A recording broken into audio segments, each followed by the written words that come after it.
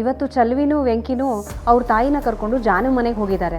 ಅಲ್ಲೇ ಉಳ್ಕೊಂಡ್ರೆ treatment ಕೊಡ್ಸೋಕ್ಕೆ easy ಆಗುತ್ತೆ ಅಂತ. ನೆನ್ನೆ ತಾನೇ ಟ್ರೀಟ್ಮೆಂಟ್ ಕೊಡಿಸ್ಬೇಕು ಅಂತ ಹೇಳ್ತಿದ್ರಲ್ವ, ಇಷ್ಟು ಬೇಗ ಹೋಗ್ಬಿಟ್ರೆ ಅವರು?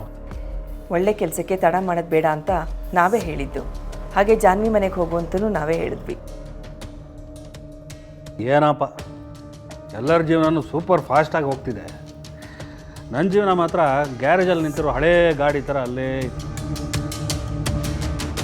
ರೀ, ನಿಮ್ಮ ಜೀವನಕ್ಕೆ ಅಂಥದ್ದು ಏನಾಗಿದೆ? ಈಗ ಎಲ್ಲ ಸರಿಯಾಗಿ ನಡೀತಾ ಇದೆ ತಾನೆ? ಲಕ್ಷ್ಮಿ, ನಾನು ಬರ್ತೀನಿ. ಬನ್ನಿ, ನಾನು ಗೇಟ್ವರೆಗೂ ಬಿಟ್ಬಿಟ್ಟು ಹಾಗೆ ವಾಕಿಂಗ್ ಹೋಗಿ ಬರ್ತೀನಿ.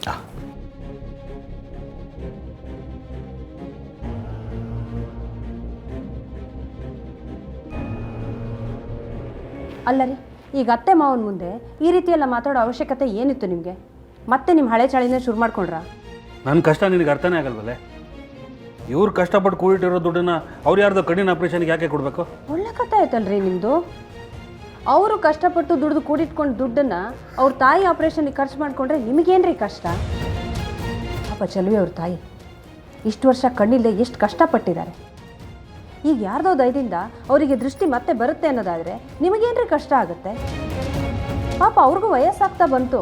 ದೃಷ್ಟಿ ಬಂದರೆ ಅವ್ರ ಜೀವನ ಅವ್ರು ಮಾಡ್ಕೊಂಡು ಅವ್ರ ಪಾಡಿಗೆ ಅವ್ರು ಇರ್ತಾರೆ. ನೀವು ಯಾಕ್ರಿ ಏನೇನೋ ಮಾತಾಡ್ತೀರಾ? ನಿನಗೆ ಅರ್ಥನೇ ಆಗಲ್ವಲ್ಲೇ? ಬರೀ ಬೇರೆಯವ್ರ ಬಗ್ಗೆ ಯೋಚನೆ ಮಾಡೋದೇ ಆಗೋಯ್ತು. ನನ್ನ ಬಗ್ಗೆ ಯಾರು ಯೋಚನೆ ಮಾಡ್ತಾರೆ? ಸಿಲಿಂಡರ್ ಬೆಲೆ ಎಷ್ಟಾಗಿದೆ ಗೊತ್ತಾ? ಪೆಟ್ರೋಲ್ ಬೆಲೆ ಎಷ್ಟಾಗಿದೆ ಗೊತ್ತಾ? ನಾನು ಏನು ಕೇಳಿದೆ ತಂದಾಕ್ತೀನಲ್ಲ, ಅದಕ್ಕೆ ಈಗೆಲ್ಲ ಮಾತಾಡೋದು. ಸಾಕ್ತಿರೋದು ನಾನು, ಅನ್ನ ಹಾಕ್ತಿರೋದು ನಾನು, ಎಲ್ಲ ನನ್ನ ಹಣೆ ಬರ. ಏನು ಬಿಟ್ಟಿಯಾಗಿ ನೀವು ಎಲ್ಲರನ್ನೂ ಸಾಕ್ತಾ ಇರೋರ ಥರ ಮಾತಾಡ್ತಿದ್ದೀರಲ್ಲ. ವೆಂಕಿ ಚಲ್ವಿ ತಮ್ಮ ಪಾಲಿನ ಖರ್ಚನ್ನು ಕೊಡ್ತಾ ಇದ್ದಾರೆ, ಅತ್ತೆ ಮಾವನು ತಮ್ಮ ಪಾಲಿನ ಖರ್ಚನ್ನು ಕೊಡ್ತಾ ಇದ್ದಾರೆ. ಅಷ್ಟಾದ್ಮೇಲೆ ಅವ್ರು ತಾವು ಕೂಡಿಟ್ಟಿದ್ದ ದುಡ್ಡನ್ನು ಯಾರಿಗೆ ಕೊಟ್ಟರೆ ನಿಮ್ಗೇನ್ರಿ ಆಗಬೇಕು? ನೀವ್ಯಾಕ್ರಿ ಹೊಟ್ಟೆ ಹೊರ್ಕೋತೀರಾ? ಹೊಟ್ಟೆವರಿದೆ ಇನ್ನೇನೆ.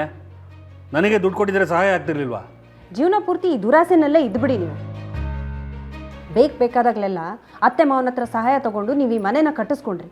ವಾಪಸ್ ಅವ್ರಿಗೆ ಏನು ಮಾಡಿದ್ದೀರಾ ನೀವು? ಇಷ್ಟೆಲ್ಲ ಆದಮೇಲೂ ಅವರು ಇನ್ನೂ ಜೀವನದಲ್ಲಿ ಚೆನ್ನಾಗಿದ್ದಾರೆ ಅಂತಂದರೆ ಅದು ಅವ್ರು ಮಾಡಿದ ಪುಣ್ಯದಿಂದ, ದಾನ ಧರ್ಮದಿಂದ ತಿಳ್ಕೊಳ್ಳಿ. ಅಯ್ಯೋ, ನೀನು ಒಳ್ಳೆ ತಂಟೆ ಅಂದರೆ ಗಂಟೆ ಐತಿಯಲ್ಲೇ. ನೀನು ಯಾವತ್ತು ನನಗೆ ಸಪೋರ್ಟ್ ಮಾಡಿದ್ಯಾ? ನೋಡ್ರಿ, ಒಳ್ಳೆ ದಾರಿನಲ್ಲಿ ನಡೀತೀರಾ ಅನ್ನೋದಾದರೆ ನಿಮ್ಮ ಜೊತೆ ನಾನು ಹೆಜ್ಜೆ ಹಾಕ್ತೀನಿ. ಆದರೆ ಬೇರೆಯವ್ರ ದಾರಿ ತಪ್ಪಿಸೋದನ್ನೇ ನಿಮ್ಮ ಜೀವನ ಮಾಡ್ಕೊಂಡಿದ್ದೀರಾ ಅನ್ನೋದಾದರೆ ನಾನು ನಿಮಗೆ ಸಪೋರ್ಟ್ ಮಾಡ್ತೀನಿ. ಸರಿ ಬಿಡಮ್ಮ, ನೀನು ನನ್ನ ಹೆಂಡತಿಯಾಗಿರೋದಕ್ಕಿಂತ ನಮ್ಮ ಅಪ್ಪ ಅಮ್ಮನಿಗೆ ಒಳ್ಳೆ ಸೊಸೆಯಾಗಿ ಆ ಕ್ಯಾರೆಕ್ಟರ್ ನಿಭಾಯಿಸಿದ್ಯಾ, ಆಯಿತಾ? ನಾನು ಒಳ್ಳೆ ಸೊಸೆ ಮಾತ್ರ ಅಲ್ಲ, ಒಳ್ಳೆ ಹೆಂಡತಿ ಕೂಡ. ನೀವೇ ಸರಿ ಇದೆ.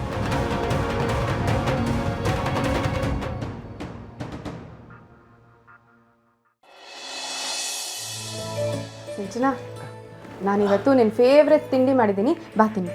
ಹರಿ, ನೀನು ಬಾ. ಭಾವನಾ, ಇಲ್ಲೇ ತಂದು ಕೊಟ್ಬಿಡು, ತಿಂಡಿ ಇಲ್ಲೇ ತಿಂತೀನಿ. ಯಾಕಕ್ಕ ಎಲ್ಲರ ಜೊತೆ ತಿಂಡಿ ತಿನ್ನಬಾರ್ದು ಅಂತ ಏನಾದ್ರು ನಿರ್ಧಾರ ಮಾಡ್ಕೊಂಡಿದ್ಯಾ? ಅಥವಾ ಯಾರಾದರೂ ಏನಾದರೂ ಅಂತಾರಂತ ಭಯನಾ?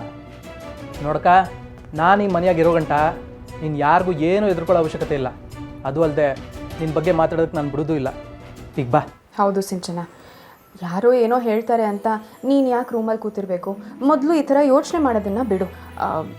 ನೀನು ಜನರ ಜೊತೆ ಬೆರೆತ್ರೇ ನಿನ್ನ ದುಃಖನ ಮರೆಯೋಕ್ಕಾಗದು ಅಂತ. ಹರಿ, ಗಂಡನಾಗಿ ನೀನು ಇದನ್ನೆಲ್ಲ ಹೇಳ್ತಿರ್ಬೇಕು ತಾನೆ? ಅಯ್ಯೋ ಅಕ್ಕ, ಇದನ್ನೆಲ್ಲ ಮುಂಚೆ ನಾನು ಹೇಳ್ತಾನೆ ಇದ್ದೀನಿ. ಇವಳೆ ಕೇಳಕ್ಕೆ ರೆಡಿ ಇಲ್ಲ, ನಾನೇನು ಮಾಡಲಿ ಹೇಳು? ನೋಡು, ಈಗ ಆ ನೆಪ ಎಲ್ಲ ಕೊಡೋ ಹಾಗಿಲ್ಲ. ಆಗಾಗ ಸಿಂಚನನ್ನ ಹೊರಗೆ ಕರ್ಕೊಂಡು ಹೋಗಿ ಸುತ್ತಾಡಿಸ್ಕೊಂಡು ಬರಬೇಕು. ಅವಳು ಖುಷಿಯಾಗಿರೋದಕ್ಕೆ ಕಾರಣ ನೀನಾಗಿರಬೇಕು. ಸರಿ ಬಿಡು, ಹಾಗೆ ಆಗಲಿ. ಸರಿ, ಈಗ ಎಲ್ಲರೂ ಬನ್ನಿ ತಿಂಡಿ ಮಾಡಮ್ಮ.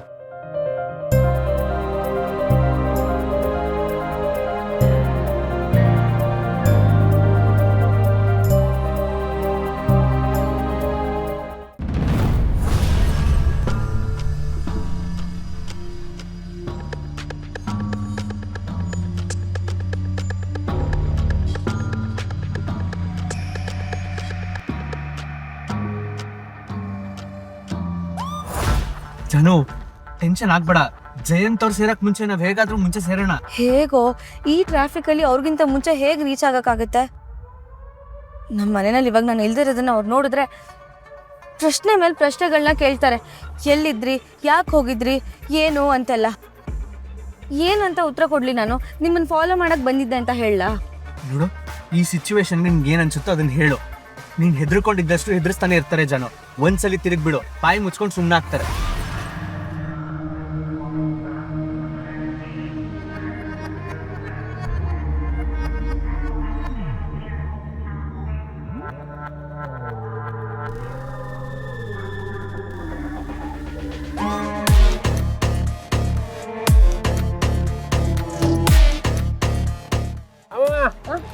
ಯಾರಾದ್ರೂ ಬಂದ್ರಾ?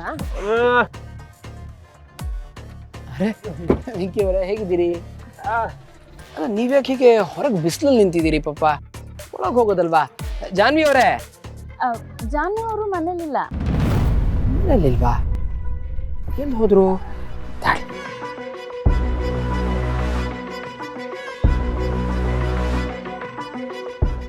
ಸರಿ Vishwa, bye. Thank you so much.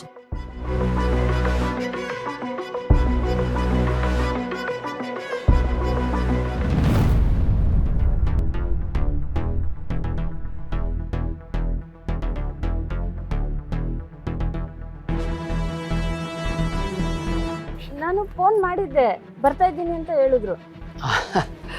ಸರಿ ಸರಿ. ಅಲ್ಲ, ನನಗೆ ಹೇಳಿದೆ ಜಾನ್ವಿ ಅವ್ರು ಯೂಶಲಿ ಎಲ್ಲಿಗೂ ಹೋಗಲ್ಲ. ಒಂದ್ಸಲಿ ಫೋನ್ ಮಾಡಿಬಿಡ್ತೀನಿ. ಅಣ್ಣ, ಜಾನ್ವಿ ಅವರೇ, ನಿಮ್ಮ ಅಣ್ಣ ಅದಕ್ಕೆ ಇಲ್ಲಿ ಕಾಯ್ತಾ ಇದ್ದಾರೆ. ನೀವೆಲ್ಲಿ ಹೋಗಿದ್ರಿ? ನಾನು ಒಂದು ಅಂಗಡಿಗೆ ಹೋಗಿದ್ದೆ. ಅಂಗಡಿಗ? ಮತ್ತೆ ಬರೀ ಕೈಯಲ್ಲಿ ಬರ್ತಾ ಇದ್ದೀರಲ್ಲ? ಅದು ಇನ್ನೇನು ಅಂಗಡಿ ಬಾಗ್ಲಿಗೆ ಹೋಗ್ತಿದ್ದೆ, ಅಷ್ಟೊತ್ತಿಗೆ ಅದಕ್ಕೆ ಫೋನ್ ಮಾಡಿದ್ರು. ಅದಕ್ಕೇನು ತಗೊಳ್ಳಿಲ್ಲ, ಹಾಗೆ ಬಂದ್ಬಿಟ್ಟೆ. ಸರಿ ಹೋಯ್ತು ನೋಡಿ, ನಿಮ್ಮಿಂದ ಇವರೆಲ್ಲ ಬಿಸಿಲು ಕಾಯಿ ಹಂಗಾಯ್ತು. ಪರವಾಗಿಲ್ಲ ಬಿಡಪ್ಪ, ನಾವು ಬಿಸಿಲಾಗ ನಿಂತ್ಕೊಂಡೆ ಕೆಲಸ ಮಾಡ್ತೀವಿ ಅಂದ್ಮೇಕೆ ಈ ಬಿಸಿಲಿಗೆ ಎದ್ರಕೊಂಡ್ರೆ ಆಯ್ತದಾ? ಅಮ್ಮ ಯಾರು ಗೊತ್ತಾಗ್ಲಿಲ್ಲ? ಅಯ್ಯೋ, ಮರ್ತೇ ಹೋಗ್ಬಿಟ್ಟಿದೆ. ಇವರು ಬೆಟ್ಟವ ಅಂತ ನಮ್ಮ ಅವ್ವ. ಅವ್ರಿಗೆ ಕಣ್ ಕಾಣಕ್ಕಿಲ್ಲ, ಅದಕ್ಕೆ ಆಸ್ಪತ್ರೆಗೆ ತೋರಿಸ್ಬೇಕಿತ್ತು. ಅತ್ತೆ ಮಾವ ಹೀಗೆ ಕರ್ಕೊಂಡು ಹೋಗಿ ಅಂತ ಹೇಳಿದ್ರು, ಅದಕ್ಕೆ ಬಂದು. ಒಳ್ಳೇದಾಯ್ತು ಬಿಡಿ. ನನಗೆ ಗೊತ್ತಿರೋ ಒಳ್ಳೆ ಆಪ್ಥಾಲ್ಮಾಲಜಿಸ್ಟ್ ಇದ್ದಾರೆ, ಅವ್ರನ್ನ ಕನ್ಸಲ್ಟ್ ಮಾಡಿದ್ರೆ help ಆಗ್ಬೋದೇನು. Let's see.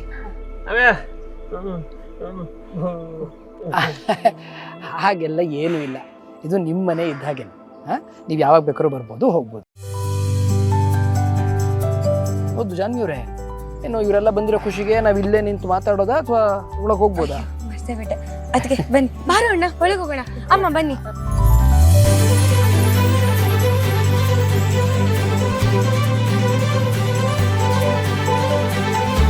Venky, Arjuna, ನೀನು ನಿನ್ನ ತಾಯಿನ ಹುಡುಕ್ತಾ ಇದೀಯಾ ಅಂತ ನನಗೆ ಗೊತ್ತು. ಅವರೀಗ ನನ್ನ ಹತ್ರ ಇದ್ದಾರೆ. ಅವರು ಕುಂತಿ ನಿಯಮನ ಪಾಲಿಸಿದ್ರೆ ನಾನು ಕರ್ಣ ಆಗಬೇಕಲ್ವಾ? ಹಾಗಾದ್ಮೇಲೆ ಅವರು ನಿನಗೆ ಜೀವನ ಪೂರ್ತಿ ಸಿಗೋದಿಲ್ಲ. ಅವರು ನಿನಗೋಸ್ಕರ ಕಾಯ್ತಾನೆ ಇರಬೇಕು. ಅವ್ರ ನರಳಾಟನ ನಾನು ನೋಡಬೇಕು. ಕರ್ಣಂಗೆ ಖುಷಿ ಆಗಬೇಕು.